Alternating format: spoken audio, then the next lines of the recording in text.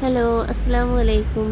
ഞാൻ വന്നിട്ടുള്ളത് നല്ലൊരു അടിപൊളി സ്നാക്സിൻ്റെ റെസിപ്പി ആയിട്ടാണ് കേട്ടോ. വളരെ പെട്ടെന്ന് തന്നെ ഉണ്ടാക്കിയെടുക്കാനും പറ്റും, നല്ല ടേസ്റ്റുമാണ്.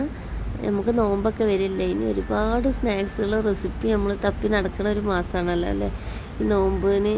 അപ്പോൾ ഒരുപാട് വ്യത്യസ്തമായ സ്നാക്സുകൾ നമ്മൾ വീഡിയോയിൽ ഉണ്ടാവും കേട്ടോ. അപ്പോൾ എല്ലാവരും വീഡിയോ സ്കിപ്പ് ചെയ്യാതെ കാണാം. ഫസ്റ്റ് തന്നെ ഒരു ലൈക്ക് തന്ന് കണ്ട് സപ്പോർട്ട് ചെയ്യട്ടോ. അപ്പോൾ ഇത് പുറമേ നല്ല ക്രിസ്പിയും ഉള്ളിൽ നല്ല സോഫ്റ്റ് ആയിട്ടാണ് നമുക്ക് കിട്ടൽ കേട്ടോ. ഒന്ന് കഴിച്ചാൽ തന്നെ വയറ് നിറയാനുണ്ടാവും.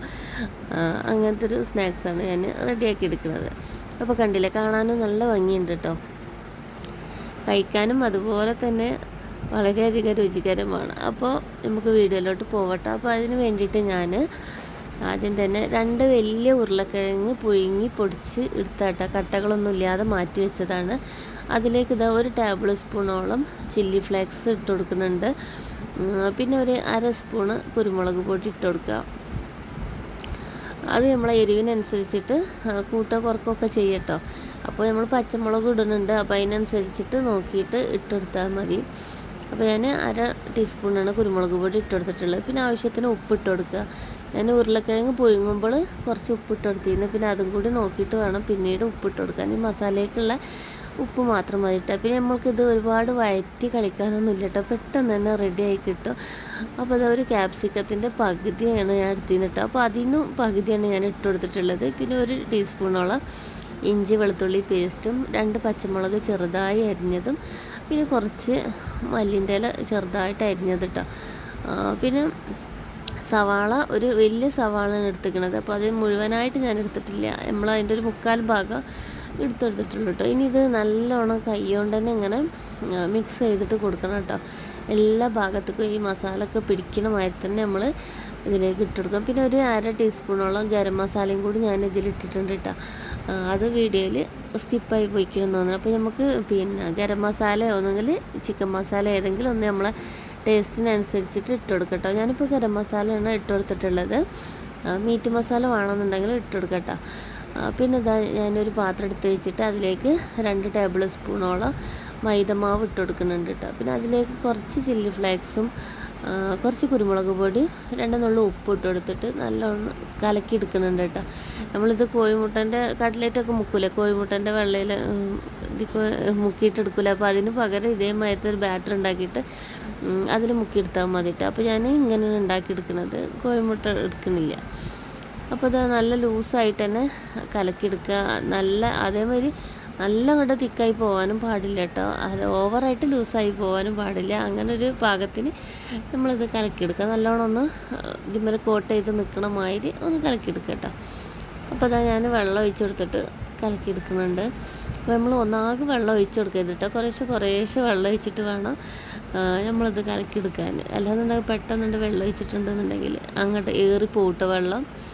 അപ്പോൾ ഞാൻ അതൊരു വിസ്ക് വെച്ചിക്കാണ്ട് കട്ടൊന്നുമില്ലാതെ പെട്ടെന്ന് ഇളക്കിയെടുക്കാൻ പറ്റും. ഇതേമായി ചെറിയൊരു വിസ്ക് വെച്ചിട്ട് നമ്മൾ ഇളക്കിയെടുക്കണം എന്നുണ്ടെങ്കിൽ കേട്ടോ. ഞാനിത് ഇളക്കിയെടുത്തിട്ട് ഞാൻ എൻ്റെ ഒരു പാകം ഞാൻ കാണിച്ചു തരാം.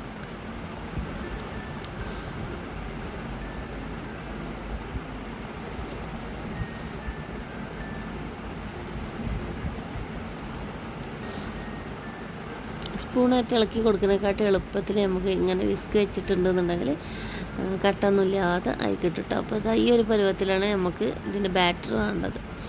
പിന്നെ ഞാനൊരു പാത്രത്തിൽ ബ്രെഡ് പൊടിച്ചിട്ട് ബ്രെഡ് ക്രംസ് ആക്കിയിട്ട് വെച്ചിട്ടുണ്ട്. കോഴിമുട്ട ഞാൻ 5 കോഴിമുട്ട എടുത്തിട്ട് പുഴുങ്ങി വെച്ചിട്ടുണ്ട്. ഇനിത് വലിയതാക്കി ഉണ്ടാക്കുകയെന്നുണ്ടെങ്കിൽ ഒരു കോഴിമുട്ട തന്നെ വെച്ചിട്ട് നമുക്ക് ഉണ്ടാക്കിയെടുക്കാം കേട്ടോ.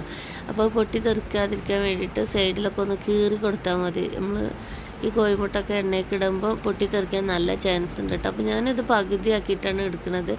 ഇനി ഇതിൻ്റെയും പകുതിയാക്കിയിട്ട് എടുക്കണം എന്നുണ്ടെങ്കിൽ അങ്ങനെ എടുക്കട്ടോ. അപ്പോൾ ഞാൻ ഒരു കോഴിമുട്ടയായിട്ട് 2 സ്നാക്സ് അങ്ങനെയാണ് ഞാൻ ഇവിടെ ഉണ്ടാക്കിയെടുക്കുന്നത് കേട്ടോ.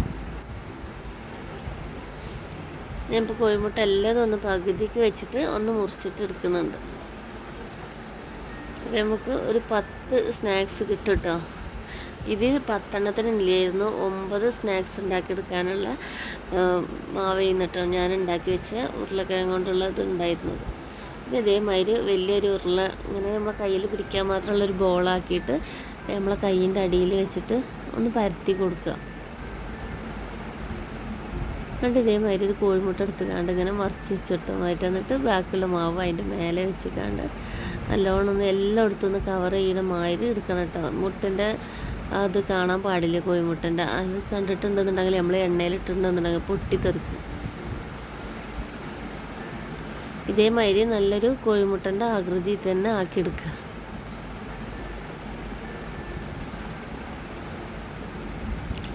ഇത് ക്യാപ്സിക്കൊക്കെ ചെന്നതുകൊണ്ട് തന്നെ ഇത് കഴിക്കാൻ നല്ലൊരു ടേസ്റ്റാണ് കേട്ടത്. അപ്പോൾ ഞാൻ ഓരോന്ന് ഇതേമാതിരി തന്നെ ഉണ്ടാക്കിയെടുക്കട്ടെ. വളരെ പെട്ടെന്ന് നമ്മളിതെല്ലാം ഇങ്ങോട്ട് ഒരുക്കി വെക്കണ ഒരു ടൈം മാത്രം മതി നമുക്ക് ഈ സ്നാക്സ് ഉണ്ടാക്കിയെടുക്കാൻ. ഒരുപാട് ടൈമൊന്നും വേണ്ട കേട്ടോ. അപ്പോൾ എൻ്റെ എല്ലാ കൂട്ടുകാരും വീഡിയോ കണ്ടുകൊണ്ടിരിക്കുമ്പോൾ എല്ലാവർക്കും ഇഷ്ടമാണെന്നുണ്ടെങ്കിൽ ഒരു ലൈക്ക് തന്നിട്ട് സപ്പോർട്ട് ചെയ്യുക കേട്ടോ. പിന്നെ നിങ്ങളെ ഫ്രണ്ട്സിനും ഫാമിലിക്കൊക്കെ ഒന്ന് ഷെയറും കൂടി ചെയ്ത് കൊടുത്തിട്ട് സപ്പോർട്ട് ചെയ്യുക. നോമ്പൊക്കെയല്ലേ വരുന്നത്, എല്ലാവർക്കും ഒരുപാട് സ്നാക്സിൻ്റെ റെസിപ്പീസ് തപ്പി നടക്കുന്ന ടൈമാണ് കേട്ടോ. ഞാനും അങ്ങനെ തന്നെയാണ്. വേറെ എല്ലാ ചാനലിലും പുതുമയാർന്ന സ്നാക്സിൻ്റെ റെസിപ്പി ഉണ്ടാകും നോക്കി നടക്കുന്ന ഒരു ടൈമിന് ഇട്ടത് നോമ്പൊക്കെ ആകുമ്പോഴത്തേന്. അപ്പോൾ ഇതെല്ലാവർക്കും ഒന്ന് ഷെയർ ചെയ്ത് കൊടുത്തിട്ട് സപ്പോർട്ട് ചെയ്യാൻ വേണ്ടിയിട്ടാണ്. അപ്പോൾ ഞാൻ എല്ലാതും ഇതേപോലെ ഉണ്ടാക്കിയെടുത്തിട്ടുണ്ട് കേട്ടോ. അപ്പോൾ എനിക്ക് 9 എണ്ണമാണ് ഇതേപോലെ ഉണ്ടാക്കിയെടുക്കാം. ഈ 2 വലിയ ഉരുളക്കിഴങ്ങ് വെച്ചിട്ട് എടുക്കാൻ കിട്ടിയിട്ടുള്ളത്. അപ്പോൾ നമുക്ക് ഉരുളക്കിഴങ്ങിൻ്റെ അളവ് കൂട്ടുക, കോഴിമുട്ടൻ്റെ അളവ് കൂട്ടിയാൽ നമുക്ക് ഇഷ്ടമുള്ള അത്ര സ്നാക്സ് ഉണ്ടാക്കിയെടുക്കാൻ പറ്റും. എത്ര എണ്ണം വേണ്ടെന്ന് വെച്ചാൽ ഒന്നും മതിയാവും. ഇത് വയറെന്നറിയാൻ ഒരുപാട് എണ്ണമൊന്നും വേണ്ട. ഇനി ഇത് ഒന്നിങ്ങനെ മുക്കിയെടുത്തിക്കാണ്ട് നമ്മൾ കട്ട്ലറ്റുമ്പോൾ ചെയ്തെടുക്കണം അതേ പ്രോസസ്സ് തന്നെ ചെയ്തെടുക്കുന്നുണ്ട് കേട്ടോ. അപ്പോൾ ഇതിന് ഞാൻ അപ്പുറത്തെ അടുപ്പത്തിൽ എണ്ണ ചൂടാവാനും വെച്ചിട്ടുണ്ട്. ഇത് നമ്മൾ ഒരു കയ്യേറ്റ് ആ ബാറ്ററിൽ മുക്കലും മറ്റേ കയ്യേറ്റ് നമ്മൾ ഇതേമാതിരി കോട്ടിങ്ങും കൂടി ചെയ്തെടുക്കുകയാണെന്നുണ്ടെങ്കിൽ വളരെ പെട്ടെന്ന് നമുക്ക് ചെയ്തെടുക്കാൻ കഴിയും. രണ്ടും നമ്മൾ ഒരേ കയ്യേറ്റിന് ചെയ്തെടുക്കുമ്പോൾ എന്താണെന്ന് വെച്ചാൽ ഇതേമാതിരി ഒട്ടി പിടിച്ചിട്ട് പിന്നെ നമുക്ക് ബ്രെഡ് ക്രംസിൽ കോട്ട് ചെയ്യാൻ ഭയങ്കര ബുദ്ധിമുട്ടായിരിക്കും കേട്ടോ. പിന്നെ ഞാൻ എന്താ കാണിച്ചു വെച്ചാൽ ഒരു ഫോർക്കേറ്റ് ഈ ബാറ്ററിൽ ഞാനിത് ഊറ്റിയെടുത്ത്, അപ്പോൾ പിന്നെ കൂടുതലായിട്ടുള്ള ബാറ്റർ ഉണ്ടെന്നുണ്ടെങ്കിൽ ആ ഫോർക്കിൻ്റെ ഉള്ളിൽ കൂടി ഇങ്ങോട്ട് താഴോട്ട് പോയിക്കോളൂ കേട്ടോ. അപ്പോൾ പിന്നെ അങ്ങനെ എടുത്തെടുക്കാൻ ഭയങ്കര എളുപ്പമായിരുന്നു കേട്ടോ. അപ്പോൾ ഞാൻ ബാക്കിയുള്ളതൊക്കെ അങ്ങനെയാണ് ചെയ്തെടുത്തത് കേട്ടോ. ഓരോന്ന് വളരെ പെട്ടെന്ന് തന്നെ ആയി കിട്ടി. ഒരുപാട് നേരമൊന്നും വേണ്ട കേട്ടോ നമുക്കിത് ഉണ്ടാക്കിയെടുക്കാൻ. ഉരുളക്കിഴങ്ങും കോഴിമുട്ടയും കൂടി ഒന്നിച്ച് വേവിക്കാൻ ഇട്ടാൽ മതി. അതൊന്ന് വെന്ത് കിട്ടണ നേരം മാത്രം മതി. പിന്നെ അതാ എണ്ണയൊക്കെ നല്ലോണം ചൂടായി കിട്ടിയിട്ടുണ്ട് കേട്ടോ. അപ്പോൾ ഇത് ഓരോന്ന് ഇട്ടിട്ടാണ് പൊരിച്ചെടുക്കുന്നത്. എന്താണെന്ന് വെച്ചാൽ ഇത് പൊട്ടിപ്പോവാൻ നല്ല ചാൻസ് ഉണ്ട് കേട്ടോ. അത്യാവശ്യം വലുതല്ല. അപ്പോൾ നമ്മൾ വലിയ പാത്രമൊക്കെ ഇടുന്നുണ്ടെങ്കിൽ 2 എണ്ണം 3 എണ്ണം ഒക്കെ ഇട്ടിട്ട് ചെയ്തെടുക്കട്ടെ. ഞാൻ ഇപ്പോൾ ചെറിയൊരു ചീനച്ചട്ടി വെച്ചിട്ടല്ല ചെയ്തെടുക്കുന്നത്. അപ്പോൾ ഓരോന്ന് വെച്ചിട്ട് തന്നെയാണ് ചെയ്തെടുക്കുന്നത്. ഇത് ഇട്ട പാട് നമ്മൾ ഇളക്കിയൊന്നും കൊടുക്കരുത് കേട്ടോ. അപ്പോൾ അതിന്മേൽ ഇങ്ങനെ കുറച്ച് ഓയിൽ ഒഴിച്ച് കൊടുക്കുക. എന്നിട്ട് നല്ലോണം ഒന്ന് അടിഭാഗം ഒന്ന് കളറ് മാറി മൊരിഞ്ഞ് വന്നതിൻ്റെ ശേഷം മാത്രം നമ്മളിത് തിരിച്ചും മറിച്ചൊക്കെ ഇട്ട് കൊടുക്കുക. അപ്പോൾ ഇതാ ഇത്രയും പണിയുള്ളൂ നമ്മൾ സ്നാക്സിന്. പുറത്ത് നല്ല ക്രിസ്പിയാണ് കേട്ടോ, ഉള്ളിൽ നല്ല സോഫ്റ്റായിട്ട് നമുക്ക് കിട്ടും. നമ്മൾ കട്ട്ലറ്റൊക്കെ ഉണ്ടാവില്ലേ അതേമാതിരി തന്നെയാണ് കേട്ടോ കിട്ടൽ. ടേസ്റ്റ് വ്യത്യസ്തമാണ്, കട്ട്ലറ്റിൻ്റെ ടേസ്റ്റ് ഒന്നുമല്ല. നമ്മൾ ക്യാപ്സിക്കോ ഇതൊക്കെ ഉള്ളിയൊക്കെ ഇട്ടിട്ടാണല്ലോ ഉണ്ടാക്കിയിട്ടുള്ളത്. അപ്പോൾ ഒരു പ്രത്യേക തരം ടേസ്റ്റാണ് കേട്ടോ അതിന്. അപ്പോൾ ഞാനിതൊന്ന് മുറിച്ചിട്ടും കൂടി കാണിച്ചു തരാം കേട്ടോ. എത്രമാത്രം ക്രിസ്പി ഉണ്ട് എന്നുള്ളത് മുറിക്കുമ്പോൾ തന്നെ നിങ്ങൾക്ക് എല്ലാവർക്കും മനസ്സിലാവും. അപ്പോൾ അത് കാണാൻ നല്ല ഭംഗിയാണ് കേട്ടത്. നമുക്ക് ഇതിമ്പോൾ വേണമെന്നുണ്ടെങ്കിൽ ഐസ്ക്രീമിൻ്റെ സ്റ്റിക്ക് കുത്തി കൊടുത്തിട്ട് നമുക്കിത് പൊരിച്ചെടുക്കാം കേട്ടോ. അപ്പോൾ ഇങ്ങനെ കയ്യിൽ ഇങ്ങനെ കുത്തി പിടിച്ചിക്കാണ്ട് കുട്ടികൾക്കൊക്കെ കഴിക്കാനാണെങ്കിൽ നല്ല ഭംഗിയായിക്കാരം. ഇങ്ങനെ ആക്കി നോക്കുമ്പോൾ തന്നെ നല്ല ക്രിസ്പി ആയിട്ടാണ് കേട്ടോ പുറം ഭാഗം ഉള്ളത്.